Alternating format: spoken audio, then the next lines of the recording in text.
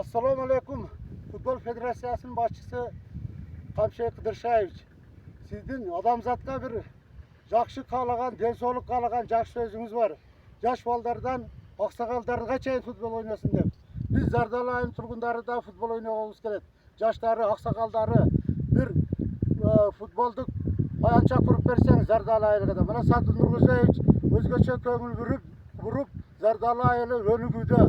Құда қаласа şu Zardalыда мынандай жаш балдар келечекте дүйнөлүк, эл аралык футбол ойындарда ол алдын қол жолunu eğilip Kırgızdın gimnini ırdatып желегini көтөрөт деген ойдобуз.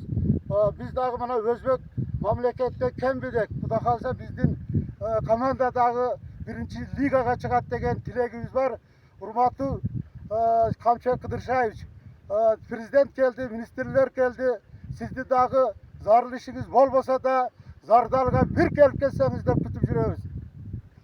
Elçin jasap emgegin, eki dost süyöt elcerin, buyursa tarih anıktay, baktulu jaşo bergenin, baskan bir joldan жаңылбай, buzuku janга bagınbay, halk üçün kızmat kim kılgan, Kamçıbek menen Sadırday, buyursa bari bak dilek, barısı bolsak diyek, en sonun işlep gel atat, Jabbarov menen Taşiyev.